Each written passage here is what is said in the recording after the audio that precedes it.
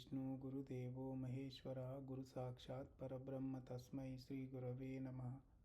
ఓం మన్నాదో శ్రీ జగన్నాథ మద్గురు శ్రీ జగద్గురు మమాత్మ సర్వభూతాత్మ తస్మై శ్రీ గురవే నమః. ఓం అఖండ మండలాకారం వ్యాప్తం ఏన చరాచరం తత్పదం దర్శితం ఏన తస్మై శ్రీ గురవే నమః.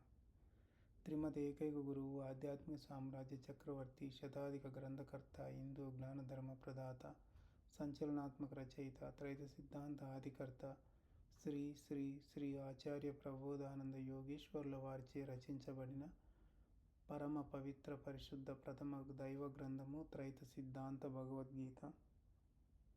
అందరికీ జ్ఞానం చక్కగా అర్థం కావాలని గురుదేవులను ప్రార్థించుకుంటూ మొదలు పెట్టుకుందాము. మనము విశ్వరూప సందర్శన యోగము అనే అధ్యాయము చెప్పుకుంటున్నాము. అందులో పోయిన వారము 32వ శ్లోకం నుండి 40వ శ్లోకం వరకు చెప్పుకున్నాము. ఆ శ్లోకాల యొక్క భావాన్ని మరొకసారి చూద్దాము. పరమాత్మ ఏమన్నాడంటే, అర్జునుడు అడిగిన ప్రశ్న కదా, నువ్వెవరు, నీ యొక్క విధానం ఏంటి అని అడిగినప్పుడు పరమాత్మ ఏమన్నాడంటే, లోకంలోని జీవులను నశింపజే బలమైన కాలాన్ని నేను, జీవులను సంహరించుటే నా పని. ఇప్పుడు నీవు లేకపోయినను, యుద్ధం చేయకపోయినా వీళ్ళెవ్వరూ కూడా బతికి ఉండరు, అందరూ కూడా చంపబడతారు అని చెప్పాడు. ఇంకా ఏమన్నాడంటే, నీవు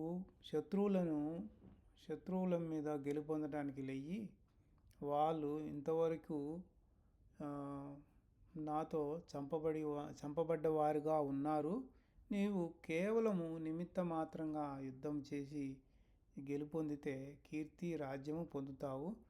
ద్రోణుడు, భీష్ముడు, కర్ణుడు మొదలైన యుద్ధవీరులందరూ కూడా నాతో చంపబడి ఉన్నారు ముందే. నీవు యుద్ధం చేయకపోయినా వాళ్ళెవరూ కూడా బతికి ఉండరు అని చెప్పాడు. ఆ తర్వాత అర్జునుడు ఏమన్నాడంటే,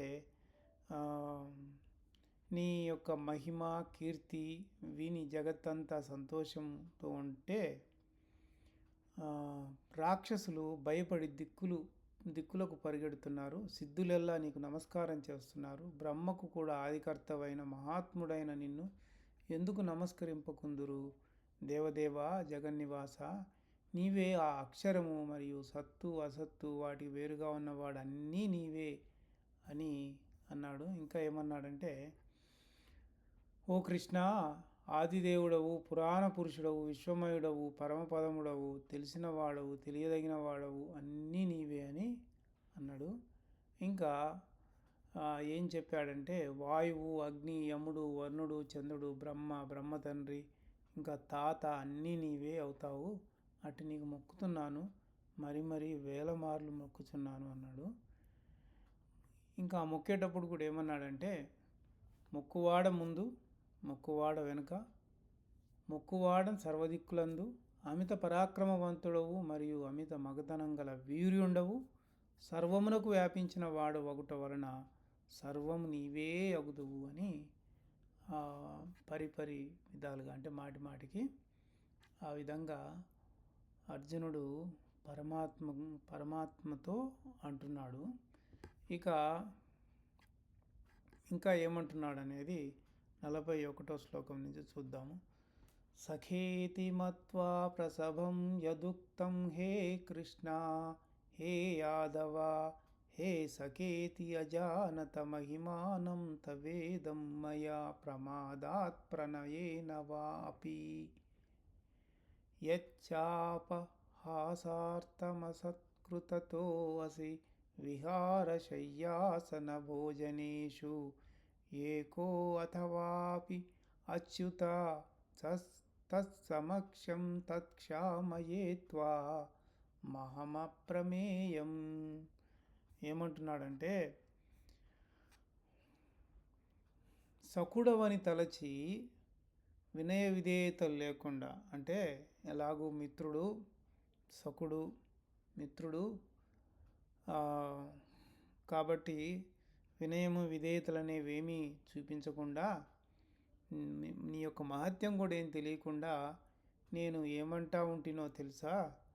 ఓయ్ సఖియ, ఓయ్ సఖా, ఓయ్ మాధవ, ఓయ్ కృష్ణ అని ఎప్పుడెప్పుడు అంటా ఉండేవాడట. విహరించేటప్పుడు అంటే కలిసి తిరిగేటప్పుడు, నిద్రపోయేటప్పుడు, కూర్చొని మాట్లాడేటప్పుడు, భోజనం చేసేటప్పుడు, ఒంటరిగా ఉన్నప్పుడు, ఇంకా ఇతరుల ఎదుట ఎగతాళిగా మాట్లాడిన అన్నీ కూడా క్షమించమంటుండు. అంటే అర్జునుడికి జ్ఞానబోధ చేసేంత వరకు కృష్ణుడు ఎవరో తెలియదు కాబట్టి కృష్ణుడిని సామాన్యుడిగానే లెక్కించి కృష్ణుడితో పాటు కూర్చొని తిన్నప్పుడు, నిద్రపోయినప్పుడు, తర్వాత ఇంకా అన్ని రకాల వ్యవహారాలందు ఏకవచనముతోటి అంటే వినయము విధేయత లేకుండా మాట్లాడడము, అప్పుడప్పుడు ఎగతాళిగా మాట్లాడడం అన్నీ కూడా చేసున్నాడట. అందుచేత ఏమంటున్నాడు? క్షమించమని అడుగుతున్నాడు.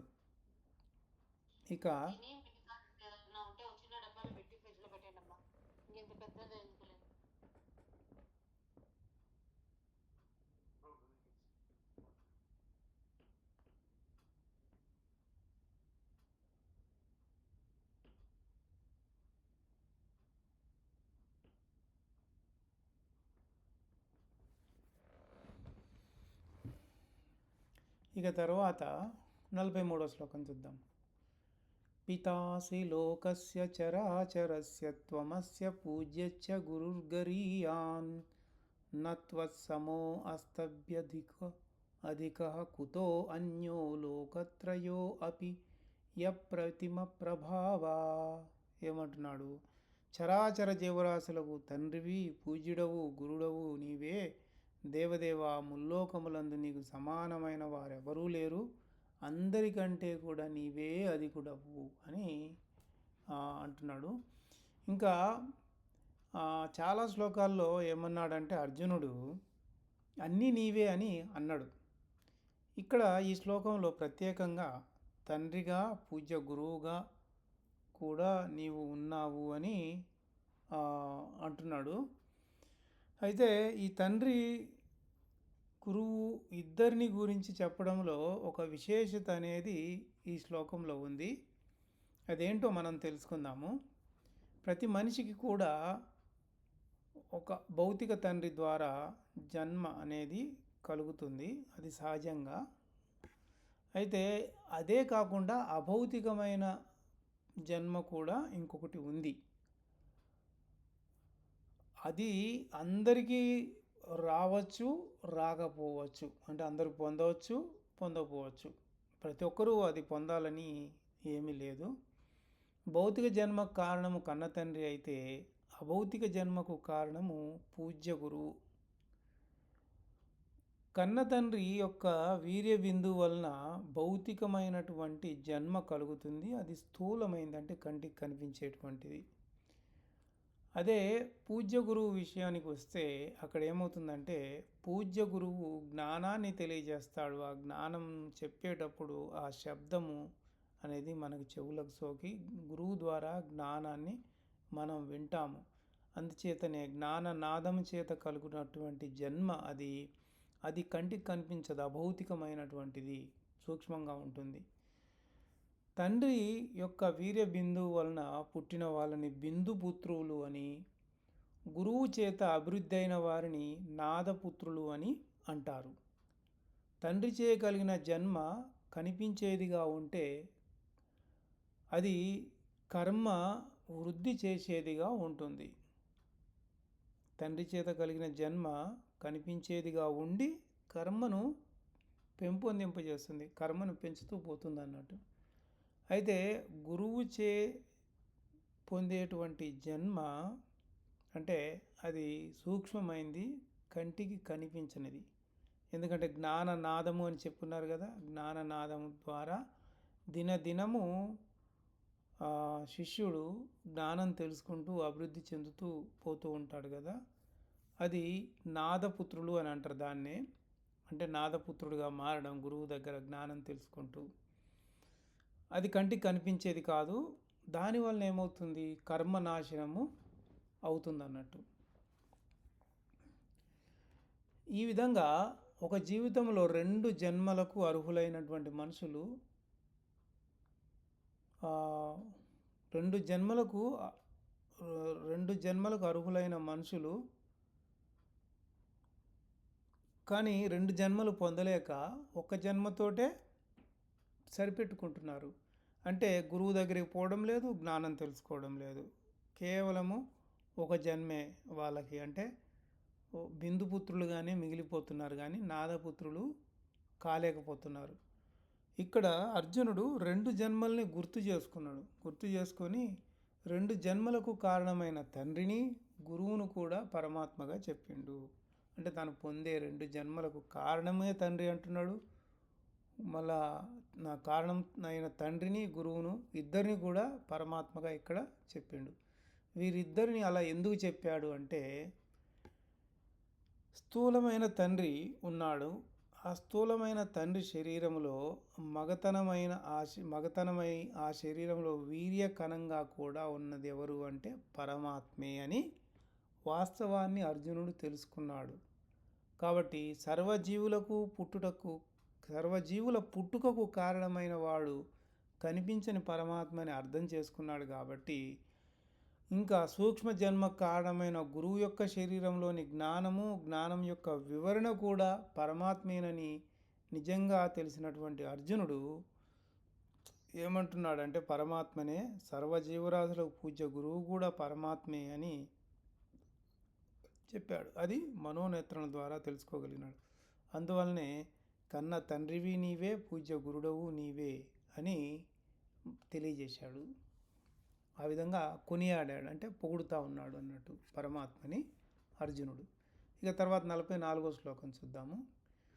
తస్మాత్ ప్రణమ్య ప్రణిధాయ కాయం ప్రసాదయేత్వా మహమీశమీఢ్యం పితేవ పుత్రస్య సఖేవ సఖ్యుః ప్రియః ప్రియాయార్హసి దేవ సోఢుం. ఏమంటున్నాడు? అందువలన నీకు సాష్టాంగ నమస్కారం చేయొచ్చు పూజార్హుడైన ఈశ్వరుడైన నిన్ను ప్రసన్నుడవగుమని ప్రార్థిస్తున్నాను అంటున్నాడు. ఓ దేవదేవ, కుమారునికి తండ్రి వలె, మిత్రునికి మిత్రుని వలె, ప్రియురాలికి ప్రియుడు వలె నన్ను మన్నించుటకర్హుడవు అని అర్జునుడు ఎవరిని అడుగుతున్నాడు? పరమాత్మనే అక్కడ అడుగుతూ ఉన్నాడు. ఇక తర్వాత శ్లోకం చూద్దాం, 45వది. అదృష్టపూర్వం హృషితో అస్మి దృష్ట్వా భయేన చ ప్రవ్యధితం మనో మే తదేవ మే దర్శయ దేవా రూపం ప్రసీద దేవేశ జగన్నివాస. ఇంకేమంటున్నాడు? ఇంకా ఇక్కడ ఏమంటున్నాడంటే, ఇది సాకారం నిరాకారం రెండింటికి సంబంధించిన శ్లోకంగా మనకు స్వామివారు అందించారు. ముందెప్పుడూ చూడని అదృష్టపూర్వమైన ఈ రూపం చూచి మొదట సంతోషం కలిగినది, అయినను ఇప్పుడు మనసులో భయం కలుగుతుంది. దేవదేవా, నీవు ప్రసన్నుడవై మొదటి సౌమ్యమైన ఆకారాన్నే చూపమంటున్నాడు. అంటే విశ్వరూపంను చాలించి యథారూపాన్నే, అంటే అంతకుముందు కృష్ణుడు ఎలా ఉన్నాడో అలాగే ఆ ఆకారాన్నే చూపమంటున్నాడు. అర్జునుడు అంతవరకు ఎవ్వరూ చూడనటువంటి ఆ దృశ్యాన్ని చూశాడు. అది అతనికి అబ్బినటువంటి, అంటే అతనికి అదృష్టం వలన అబ్బిన అది దర్శన భాగ్యము. దాంతో సంతోషించినా కూడా భయంకరమైన రూపం చూడటం వల్ల మనసులో భయము కలిగిందన్నట్టు. ఆ విశ్వరూపాన్ని అదే పనిగా అర్జునుడు చూడలేక సౌమ్య రూపాన్ని చూపమని పరమాత్మని కోరాడు. ఇంకా ఇక్కడ మనకి ఒక అశాస్త్రీయమైన శ్లోకం 46వదిగా ఇచ్చున్నారు. అదేమంటే, కిరీటినం గదినం చక్రహస్తమిచ్చామి త్వాం ద్రష్టుమహం తదైవ తేనైవ రూపేణ చతుర్భుజేన సహస్రబాహో భవ విశ్వమూర్తే. ఇక్కడ 46వ శ్లోకము 17వ శ్లోకము రెండు అశాస్త్రీయమైన శ్లోకాలుగా మనం చెప్పుకుంటూ ఉన్నాము. 17వది ముందే అశాస్త్రీయమైన శ్లోకం అని చెప్పుకున్నాము. ఇది 46వది కూడా అశాస్త్రీయమైన శ్లోకం. ఎందుకంటే ఇది కల్పితమైంది. విశ్వరూపానికి పరిమితి గల చేతులు లేవు. ఎందుకంటే అనేకమైన బాహువులు, ఉదరములు, తర్వాత తలలతో నిండి ఉంది. అది ఆది అంతములు తెలియనటువంటి, దిక్కులు తెలియనటువంటి ఆకారము. కాబట్టి అది ఇక్కడ కిరీటము, గదినము, కిరీటము, గదినము, గద అంటే కిరీటము, గద, చక్రము, శంకువు ధరించినటువంటి 4 చేతులున్న 4 చేతులున్నట్లుగా రూపం కావాలా అని, అంటే 4 చేతులున్న వ్యక్తిగా ఇక్కడ చెప్తా ఉన్నాడు కృష్ణుడికి. నిజానికి కృష్ణుడికి కనుక 4 చేతులు ఉండుంటే అసలు విశ్వరూపం చూపించకుండా అందరూ కృష్ణుడిని దేవుడని మొక్కేవాళ్ళు. కానీ అది జరగలేదు. కృష్ణుడు మనవలే 2 చేతులతోటే మనిషిగానే ఉండేను. ఆయన అలాగే ఉండేను. ఒక్క విశ్వరూపము కూడా అది భౌతికంగా చూపించింది కాదు. మనోనేత్రం, ఆయన జ్ఞాననేత్రం ఇచ్చినప్పుడు మాత్రమే అర్జునుడికి కనిపించింది. ఇక్కడ 1000 చేతులున్నాయని, సహస్రబాహు 1000 చేతులున్నాయని చెప్పడము అది సరైంది కాదు. ఈ శ్లోకం ఎటు చూసినా కానీ అంత అనుమానాలతోటి కూడుకొని ఉంది. శాస్త్రబద్ధత ఏమాత్రము లేదు. ఇంకా స్వామివారు ఏమంటున్నారంటే, అందుచేతనే శాస్త్రబద్ధత లేనటువంటి శ్లోకాలన్నింటినీ త్రైత సిద్ధాంత భగవద్గీతలో తొలగించామంటున్నారు. శాస్త్రం అనే జలంతో కడిగిన గీతే త్రైత సిద్ధాంత భగవద్గీత. ఎన్నో భావములు సవరించబడిన గీత ఇది.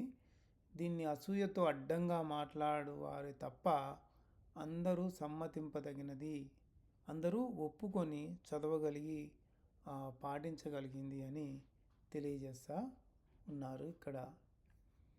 ఇక తర్వాత పరమాత్మ ఏమంటున్నాడో చూద్దాము. ఆ విధంగా అర్జునుడు పలికిన తర్వాత, అంటే అర్జునుడు ఈ 46 శ్లోకము చెప్పలేదు, అర్జునుడు చెప్పింది కాదు, ఇది అర్జునుడు మాట్లాడింది కాదు. 45వ శ్లోకము తర్వాత 47వ శ్లోకము పరమాత్మ ఏమంటున్నాడంటే, మయా ప్రసన్నేన తవార్జునేదం రూపం పరం దర్శితమాత్మయోగాత్ తేజోమయం విశ్వమనంతమాద్యం యన్మే త్వదన్యేన నదృష్టపూర్వం. ఇంకేమంటున్నాడంటే పరమాత్మ, నా యొక్క ప్రసన్నము చేత మొదటిదైన విశ్వవ్యాపకమైన తేజస్సు చేకూడిన నా శ్రేష్టమైన రూపం చూపబడినది. అంటే ఆయన ఇష్టపడి పరమాత్మ ఆయన ప్రసన్నుడై చూపిస్తేనే అర్జునుడు ఆ విశ్వరూపాన్ని చూచాడు. శ్రేష్టమైనటువంటిది విశ్వరూపము.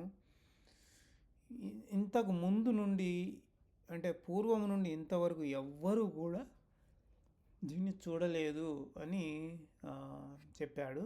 అయితే ఇక్కడ పరమాత్మే స్వయంగా మాట్లాడి చెప్పిన శ్లోకము కాగా, కొన్ని భగవద్గీతల్లో ఇది భగవంతుడు ఇట్లని అని చెప్పినారు. అంటే 32వ శ్లోకము ఇంకా 47వ శ్లోకము రెండింటిని కూడా భగవంతుడు ఇట్లనియే అని అన్నారు.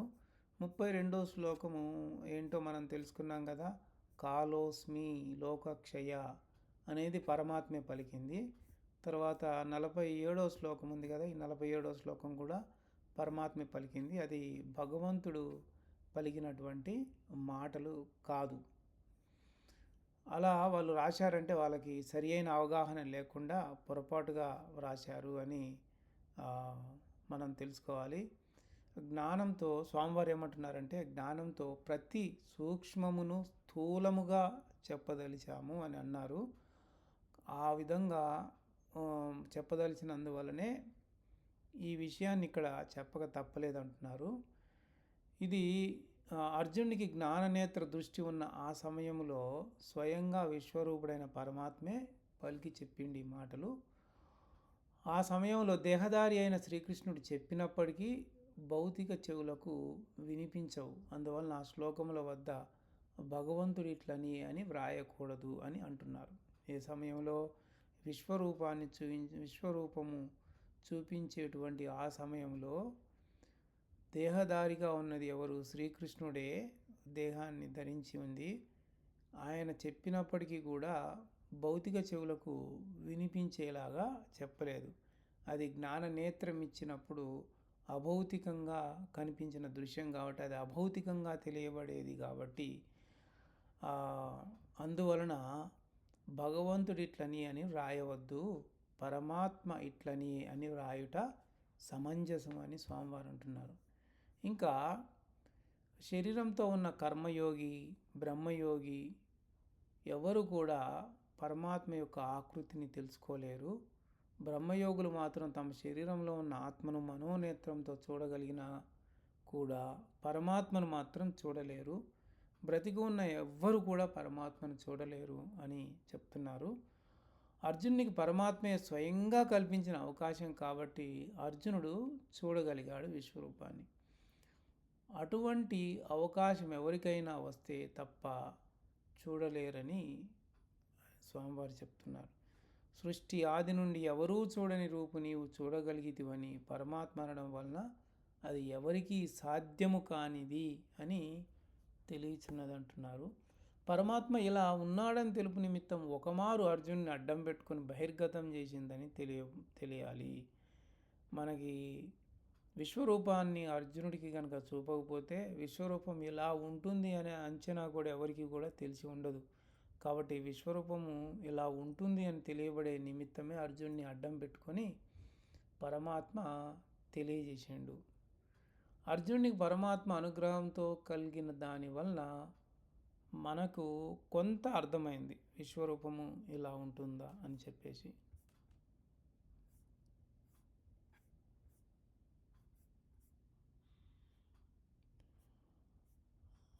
ఈరోజు మనం 47వ శ్లోకం వరకు చెప్పుకున్నాము. ఇక్కడ ఆపేద్దాము. వచ్చే వారము 48వ శ్లోకం నుంచి చెప్పుకుందాము. ఇంకేం అనుమానాలు లేకపోతే మంగళం వాడి ముగిద్దాము. ఓం మంగళం మీకు మద్గురు చంద్రమా, మంగళం మీకు మైప్రకాశ, మంగళం చేసి మరి మొక్కెద అఖిల జీవ సంఘ ఆత్మలింగ. అందరికీ ప్రబోధార్పణం. నమస్కారం.